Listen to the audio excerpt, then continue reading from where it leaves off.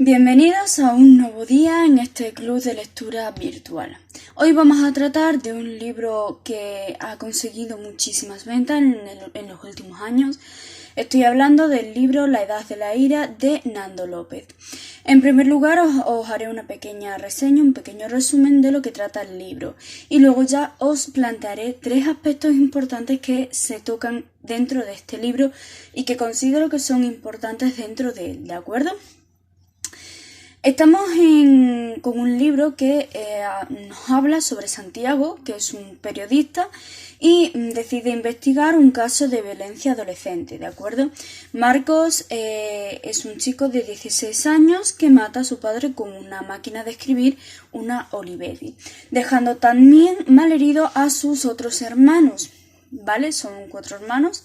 Uno de ellos acaba muy gravemente en el hospital debatiéndose entre la vida y la muerte. Toda la opinión pública, todos los ciudadanos, toda la ciudad lo condena por lo ocurrido, pero Santiago piensa que él no ha sido quien ha matado a su padre, ¿de acuerdo? Porque no encaja del todo la historia que tanto profesores como el padre como los hermanos cuentan a la policía. Por ello decide investigar el caso contactando tanto con el profesorado del centro como con sus compañeros de clase y sus amigos más cercanos. Entonces el periodista, a raíz de esas entrevistas, de esas conferencias, empieza a darse cuenta de que las dudas son mucho más numerosas que las respuestas que él obtiene de todas esas personas, ¿de acuerdo?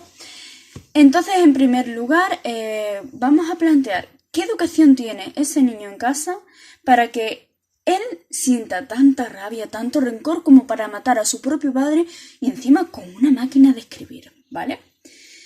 La máquina de escribir tiene un sentido muy importante dentro del libro, ya que estamos con una máquina de escribir que tiene que usar obligatoriamente para sus trabajos de clase, del instituto, ya que el padre decide quitarle tanto el teléfono móvil como el ordenador, incluso no le permite salir con sus mejores amigos, que además, junto con sus 2 mejores amigos, forman un grupo cinéfilo de cine antiguo. Y además que son niños que a lo largo del libro nos muestran que son niños que no dan ningún tipo de problema, son niños que tienen, por así decirlo, muy buena conducta, no solo dentro del centro, del instituto, sino ya dentro del ámbito familiar y del ámbito público. La segunda cuestión que quiero plantearos es: ¿cómo es el comportamiento de Marcos dentro del instituto? ¿Tiene buena conducta? ¿Tiene mala? ¿Pensáis que todo lo que hace tiene una justificación? Porque recordemos que dentro del libro él llega a rayar el coche de uno de los profesores, que al final sí que es cierto, resulta que es un profesor pederasta que chantajea a las alumnas para que le proporcionen fotografías pornográficas, pero es que además tiene problemas con una de las profesoras. Y cuando sucede ese percance con esa profesora, Marcos decide que no quiere hablar, que prefiere callarse ante las posibles quejas y asumir el castigo que le venga encima. Entonces, tenemos un niño, por lo tanto, que no es un delincuente, ¿vale? Porque no se podría calificar como delincuente, no ha hecho una atrocidad dentro tanto del instituto como en el ámbito público y privado, pero sí que tiene un comportamiento de típico rebelde de la adolescencia. Tenemos que tener en cuenta que es un niño de 16 años que está pasando por unos cambios físicos y emocionales importantes y que a ese alumno necesita que alguien le dé una serie de valores importantes que en casa no se la están dando. Recordemos que el padre es un homófobo, un señor católico, religioso, muy, muy estricto, y que en esa casa, en ese hogar, si no se hace lo que ese padre dice, se le castiga. Entonces, no lleva al ámbito en el que el hijo pueda hablar con el padre. No se produce una comunicación entre ambas partes del conflicto, ¿de acuerdo? Entonces, y como último colofón, quiero hablaros de un tercer aspecto que considero importante, y es: ¿qué orientación sexual tiene Marcos? Porque recordemos que al principio del libro, de La Edad de la Ira, Marcos tiene pareja, una muchacha del instituto, que junto con Raúl, otro muchacho, es con quien forma el cinéfilo. Entonces, pero luego, al final de la novela, a raíz de una serie de situaciones que se dan con el profesor de literatura, Marcos cambia su orientación sexual y pasa de ser heterosexual a ser gay.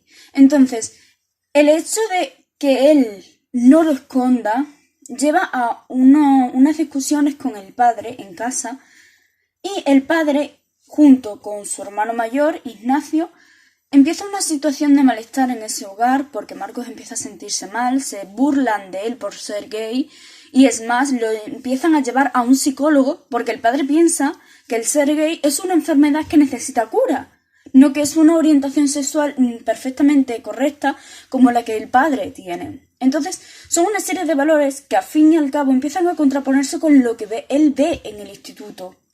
En el instituto le enseñan una educación más liberal que la que está teniendo en casa, que es más estricta y rígida. Al fin y al cabo, esta situación no solo se produce con Marcos, sino que hoy en día se produce con muchísimas personas de la actualidad. Muchísimos niños se sienten discriminados por lo que son, por cómo son y por cómo ellos piensan que deben ser. Entonces, hay una sociedad de discriminación muy importante y que se refleja en este libro, ¿vale? Al fin y al cabo, tenemos un libro muy contundente, muy intenso, con muchísima información, porque es que es inmenso. Incluso es aconsejable leer este libro 2 o 3 veces para que esos detalles que a lo mejor piensas que no son importantes, sí que son importantes y que se te pueden acabar olvidando. Entonces, una de mis dudas es, ¿pensáis que Marcos realmente mató al padre o no? Porque yo, desde mi punto de vista, pienso que no lo mató, que a lo mejor en algún descuido habrá ocurrido algo para que ese muchacho se vea en una situación muy comprometida, no solo con su padre, sino con su hermano mayor.